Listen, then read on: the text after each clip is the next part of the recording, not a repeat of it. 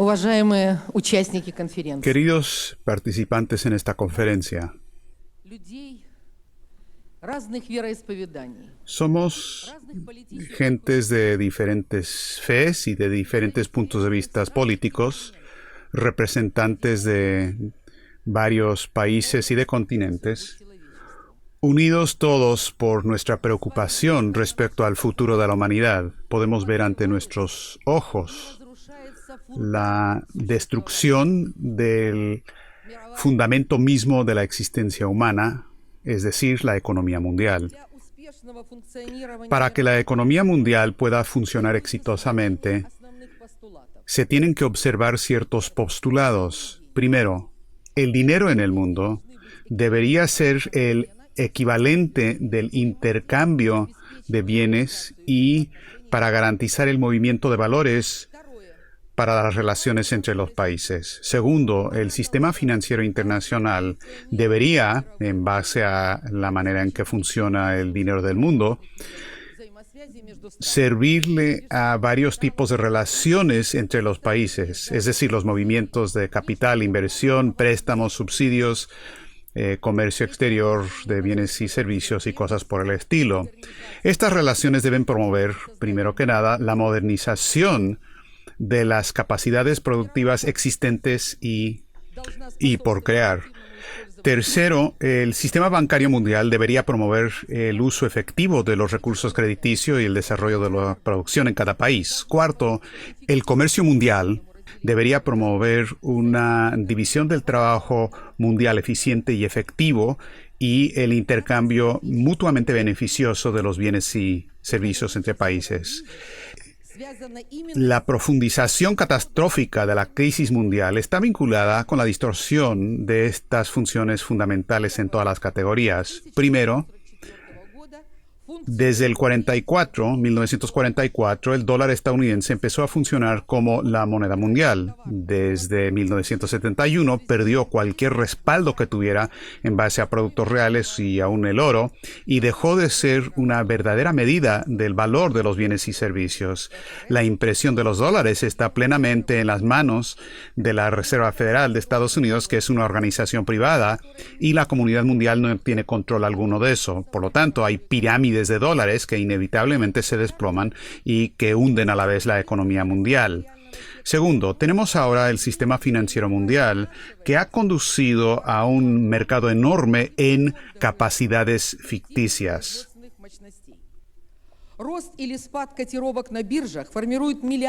Existen flujos de múltiples miles de millones de dólares que determinan la subida y la caída de los precios en los mercados, y esto puede destruir no solamente industrias enteras, sino naciones enteras.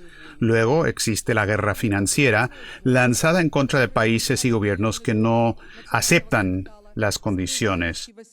Hay zonas de paraísos fiscales donde han ido billones de dólares de capital de diferentes países para evadir impuestos, negándole a las economías nacionales las fuentes que necesitan para el crecimiento. Préstamos del Fondo Monetario Internacional vienen con condiciones estrictas y simplemente los ponen más y más en deuda. Tercero, el sistema bancario mundial se ha vuelto una gran corporación criminal que drena la sangre del sector real de la economía, paralizando así las actividades de gobiernos, robándole a las poblaciones de los países en nombre del supercapital para los que son los dueños del capital bancario. La banca y los secretos comerciales se ha vuelto un bastión de defensa de tales actividades. De manera regular hay pagos de ganancias astronómicas, no hay control de la actividad bancaria, cuadrillones de dólares de derivados financieros. Es como un freno en la economía mundial que conduce a su desplome. Finalmente tenemos el sistema existente de comercio mundial, se llama libre comercio, la liberalización, pero de hecho lo único que hace es abrir los mercados de países del segundo y el tercer mundo para que lo agarren las corporaciones transnacionales. Se apoderan de sus materias primas por parte de los países dirigentes y esto conduce a la bancarrota de las economías nacionales y el crecimiento de problemas sociales.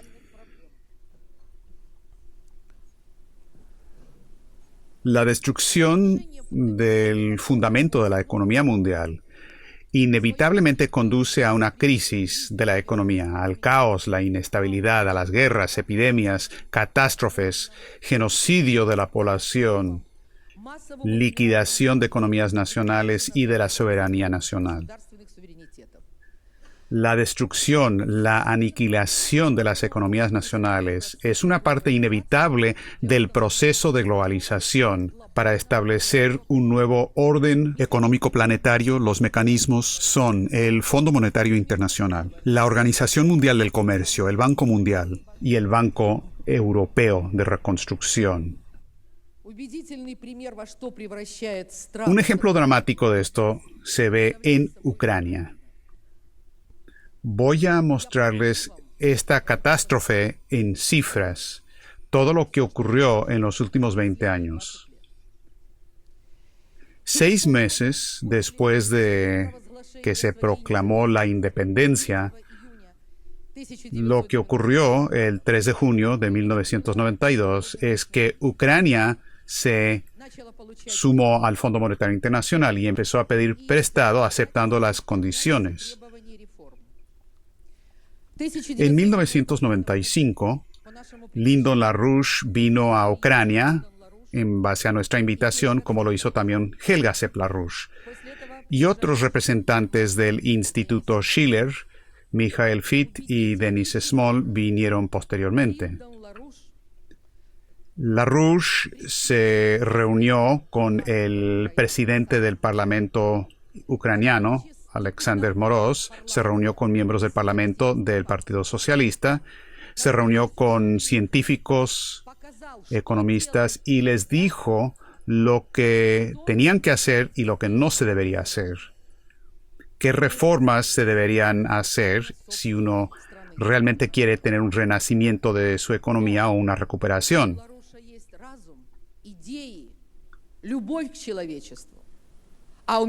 LaRouche expresa un gran amor por la humanidad, mientras que el FMI, sin embargo, vino a Ucrania con dólares y compró políticos, funcionarios, miembros del Parlamento. Y por lo tanto, en vez de escuchar a LaRouche, Ucrania empezó a hacer todo lo que el FMI les dijo que tenían que hacer: desregular, privatizar, la llamada estabilización macroeconómica. ¿Y qué es la desregulación? Una paridad flotante.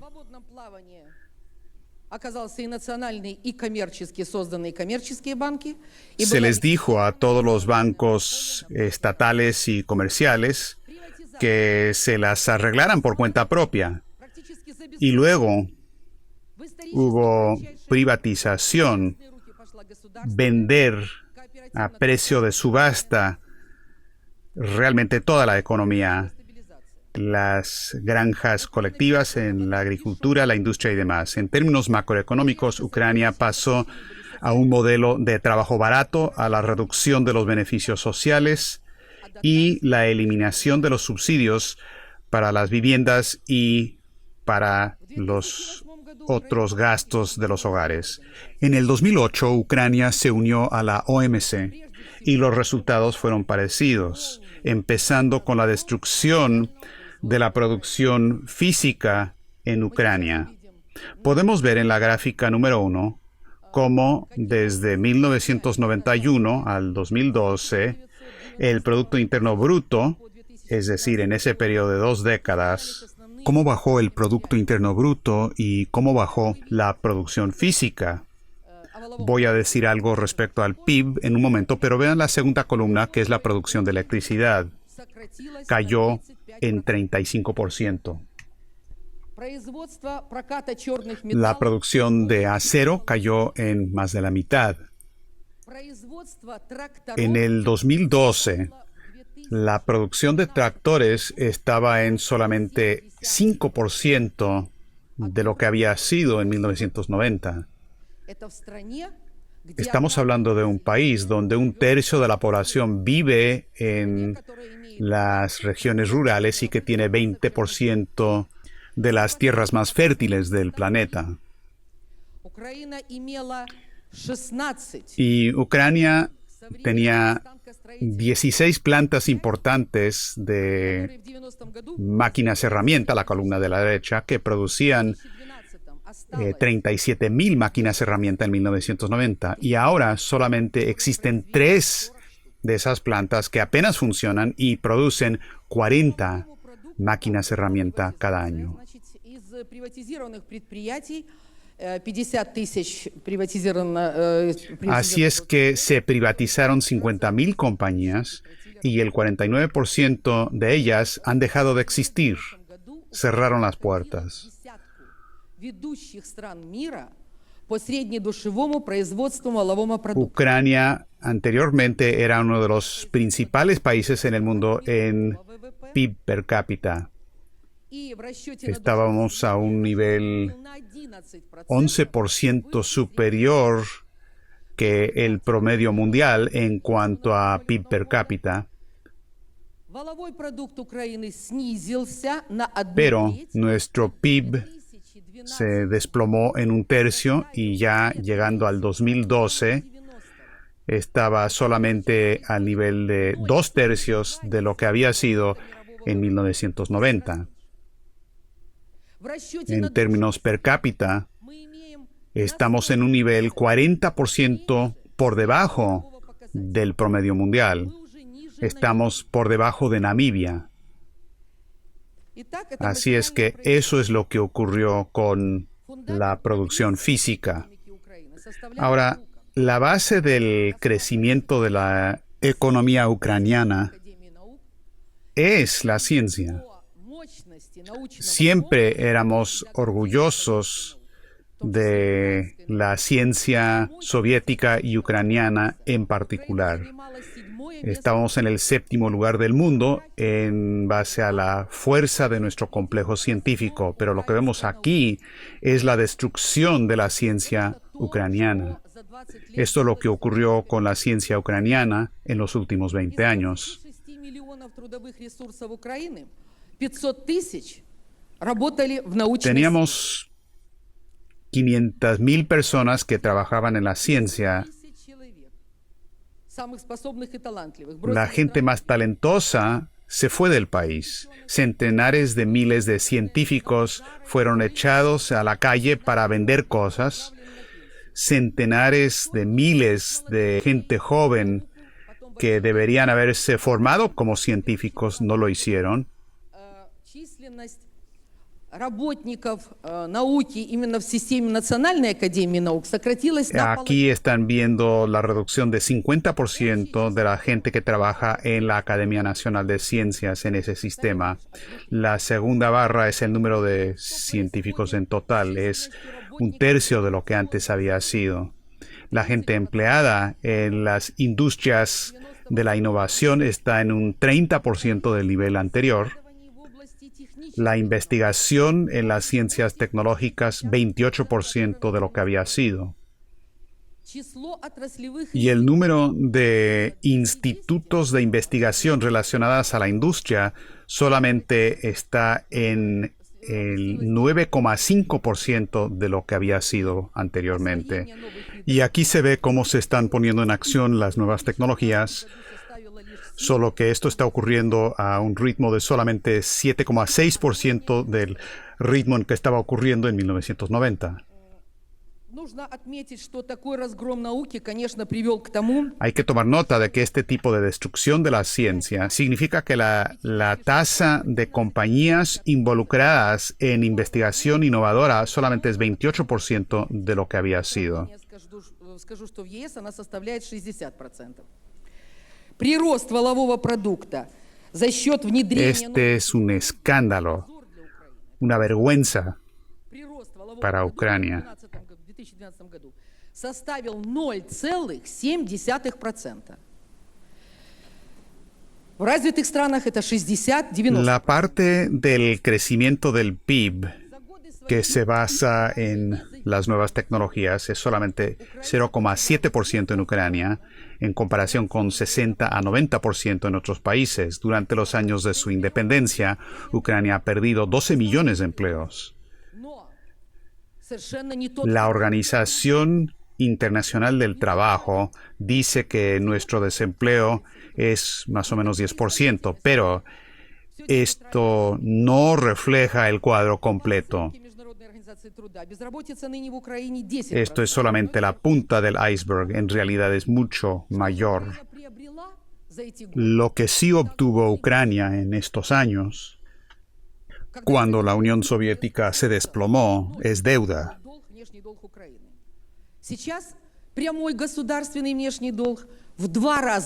Ahora tenemos una deuda externa que es el doble que las reservas de oro y de divisas que el país tiene. Y nuestra deuda extranjera total está llegando al 80% del PIB. Lo peor es que este desplome de la economía ha empobrecido a la población.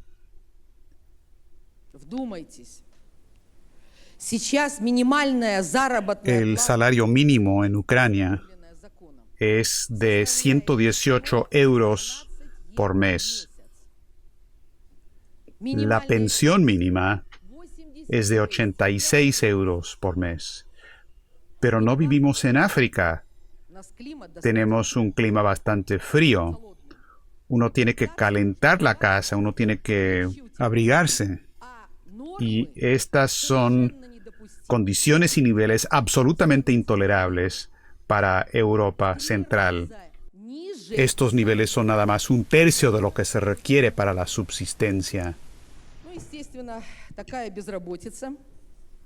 Такие нищенские нормы существования, установленные государством, Los niveles bajos establecidos para los salarios mínimos conduce a muertes directas de la población y la degradación de nuestros recursos naturales.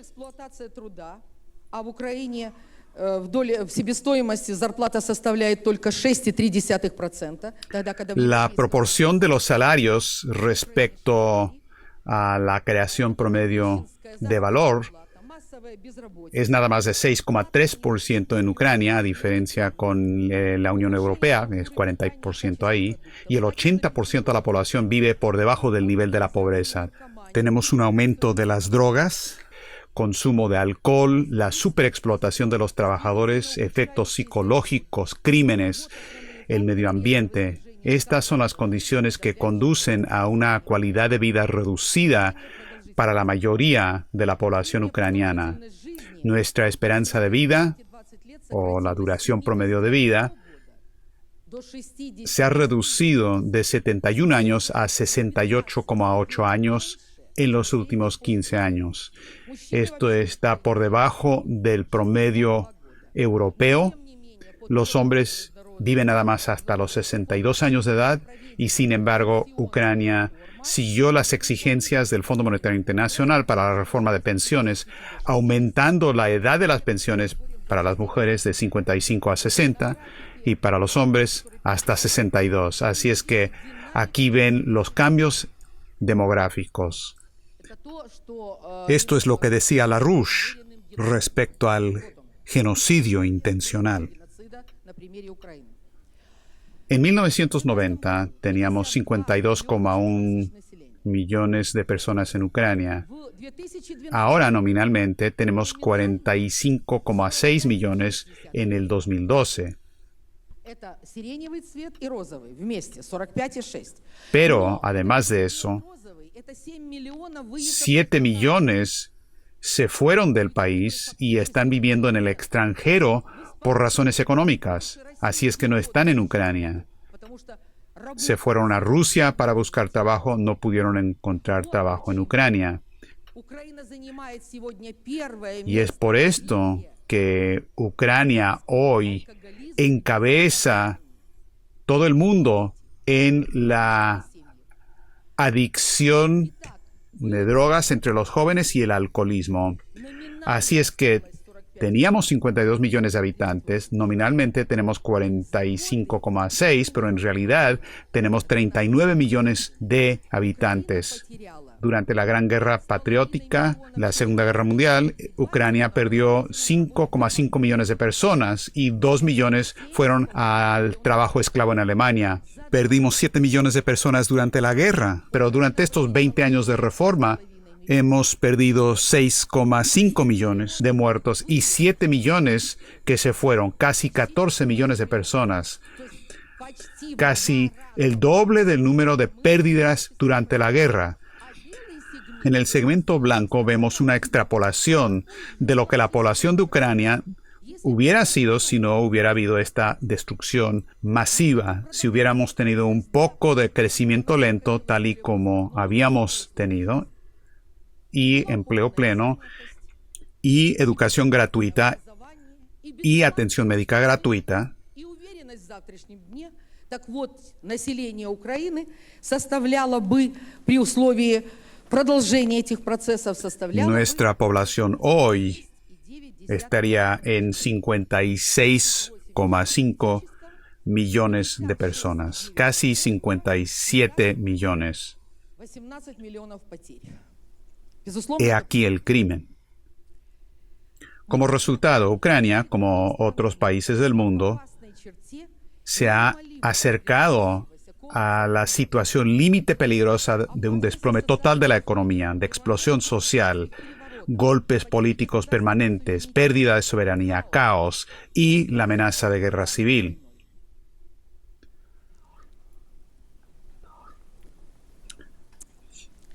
Joseph Stiglitz, el premio Nobel en Economía, en febrero de este año,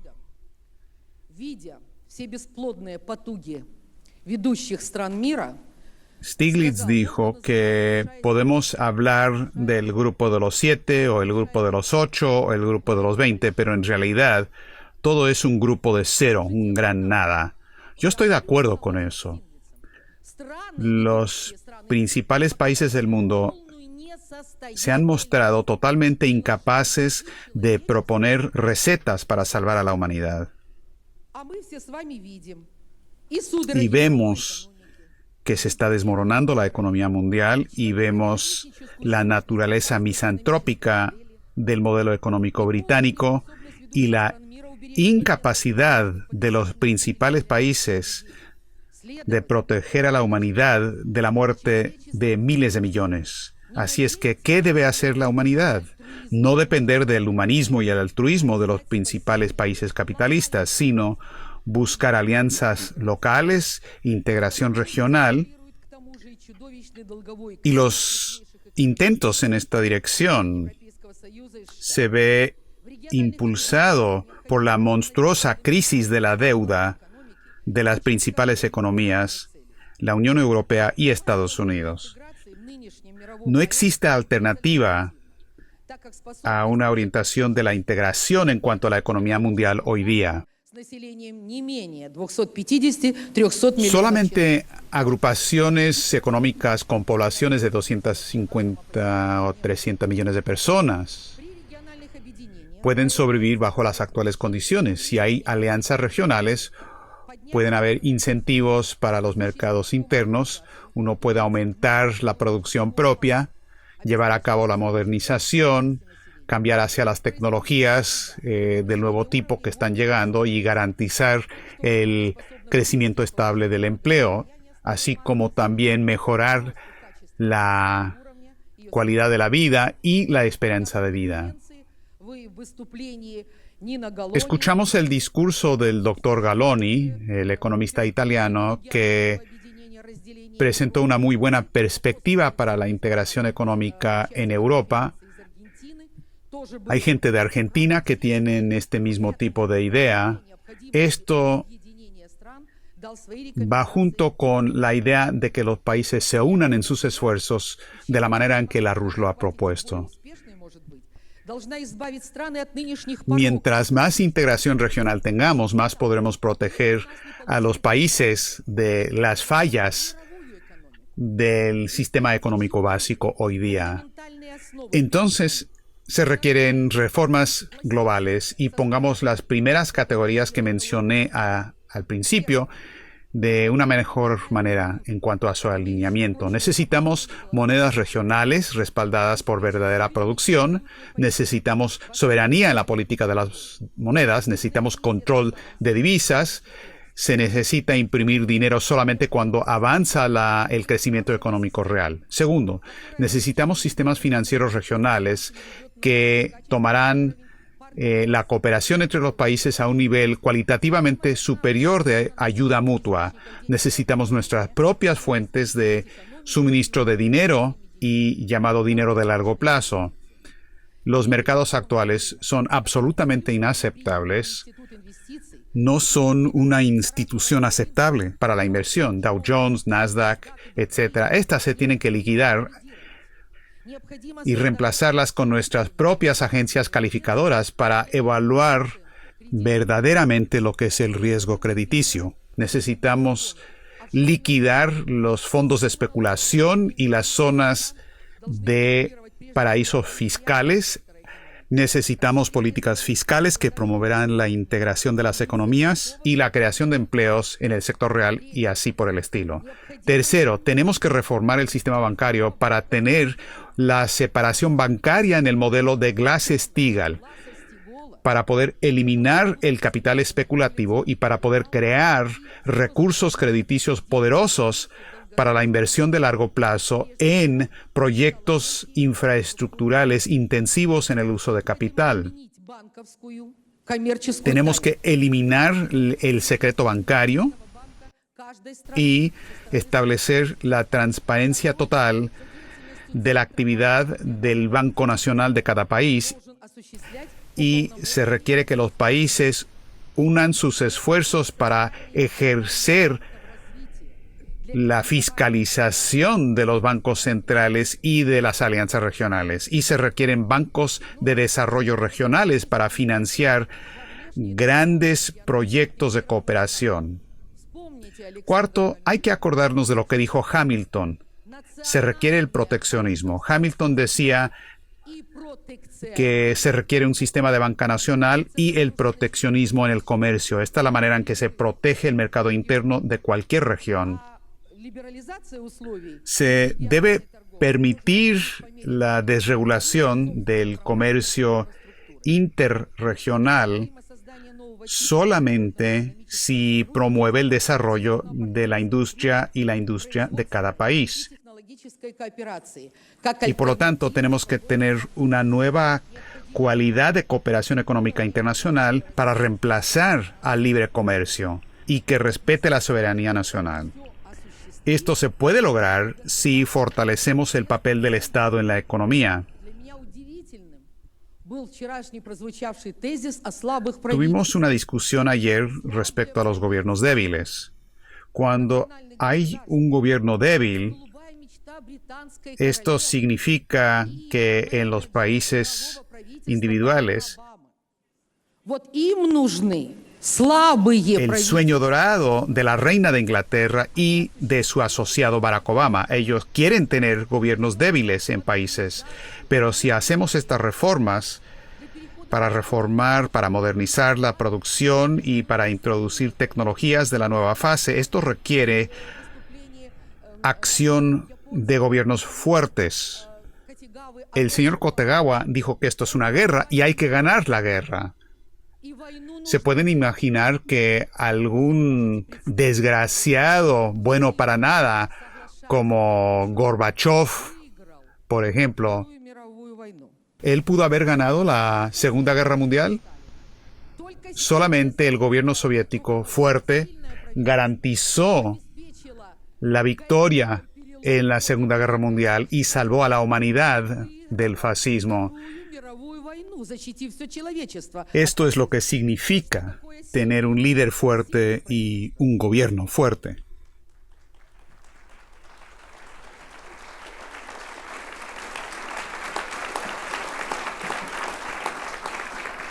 Esta es la manera en que yo veo que hay que abordar los cambios radicales en la economía mundial a través de la integración mundial.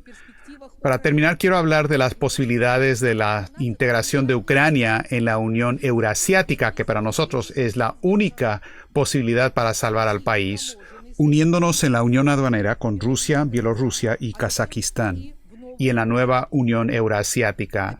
необходимостью создания по инициативе президентов России, Беларуси, Казахстана и Esta es una necesidad objetiva para que los líderes de estos tres países formen un mercado común y unir sus capacidades productivas. огромных территорий, богатейших природных богатств. Si esto no se hace, entonces la lucha global para agarrar los recursos va a cambiar del Medio Oriente al Lejano Oriente y afectará a toda Eurasia. Esta es un área donde estamos unidos por una cultura común. Неразрывно связанных общей историей, культурой, верой.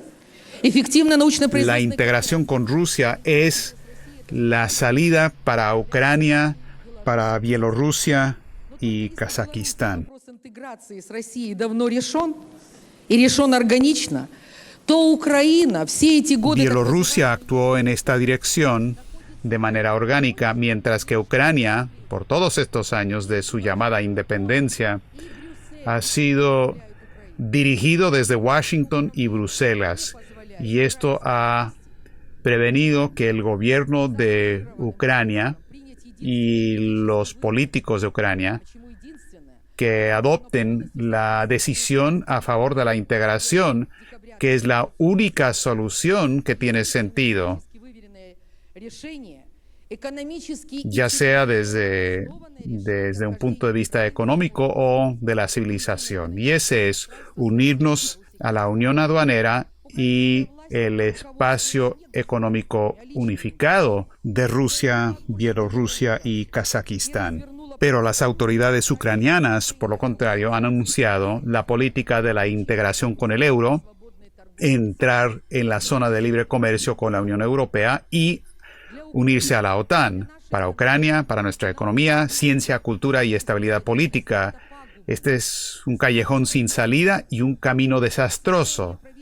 Investigaciones llevadas a cabo por el Instituto Nacional de Pronósticos de Ucrania ha demostrado que una zona de libre comercio con la Unión Europea causará pérdidas del PIB para Ucrania en la medida en que nuestra producción interna se elimina del mercado.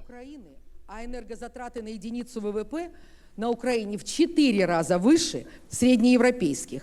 Вот такая неконкурентная экономика будет... Nuestro costo energético por unidad de PIB es 4 veces lo que tiene la Unión Europea y nuestras compañías simplemente se irán a la bancarrota bajo estas condiciones. Y Ucrania tendrá más problemas por ser miembro de la Unión Europea que Chipre, Grecia, España, Italia o Portugal.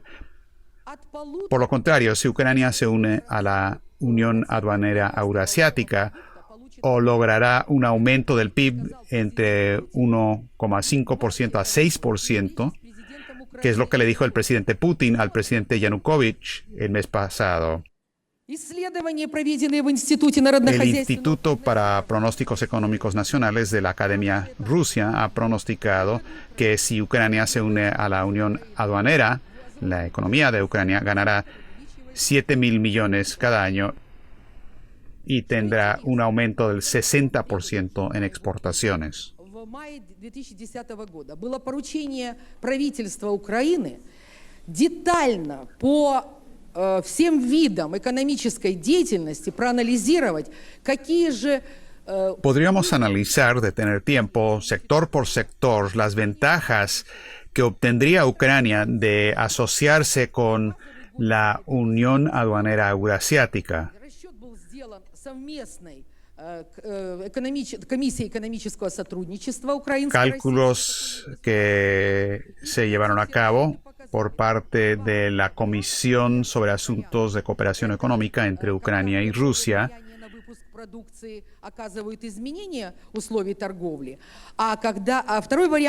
y analizaron tanto el impacto directo y el impacto indirecto de tal cooperación. Y en todas las proyecciones, la producción industrial aumentaría, el PIB aumentaría, y en la segunda proyección, con la inclusión de los efectos indirectos, aumentaría aún más. Sobre todo, lo que aumentaría es la construcción de máquinas, que siempre ha sido el centro del PIB de Ucrania. 31% ВВП давала Anteriormente, el 31% de nuestro PIB estaba en la producción de máquinas industriales. Y si nos integramos con Rusia y otros, quiere decir que se reactivarán los pedidos para nuestra industria. En el 2011 se celebró una conferencia sobre las posibilidades para la integración euroasiática de Ucrania, en la que participó Sergei Glassiev, en ese entonces secretario de la Unión Aduanera. Y él dijo que la aspiración de Ucrania para unirse a la Unión Europea causaría pérdidas graves en el crecimiento del PIB, deterioro de la estructura de la economía, y que haría de Ucrania una fuente de trabajo barato y que perdería soberanía económica. Mientras que, por lo contrario, dijo Glassiev, si Ucrania se une al espacio económico euroasiático, esto será beneficioso macroeconómicamente y añadiría 200.000 millones al PIB en los próximos 10 años, haría que la economía ucraniana sea más competitiva. Y Glassiev dijo que unirse a la Unión Aduanera no dañaría la soberanía de ninguno de sus miembros. Cierra comillas. Y quiero enfatizar eso, porque si Ucrania se une a la Unión Aduanera y la Unión Euroasiática, nos dará acceso a enormes recursos de inversión para la creación de grandes proyectos de infraestructura, y no hay otro camino disponible para nosotros. La integración de Ucrania en la Unión Euroasiática creada por Rusia y los otros países postsoviéticos es la única posibilidad para que Ucrania mantenga su existencia como Estado nacional y para lograr un auge de la economía nacional a un nivel cualitativamente superior, y para que tome su decisión de civilización, proteger al país de la desestabilización, un golpe nazi y la guerra civil. Ayer discutíamos en la sesión de preguntas y respuestas, hablábamos del amor, cómo comprender el amor. Amor a la familia, amor a la patria, amor por el planeta.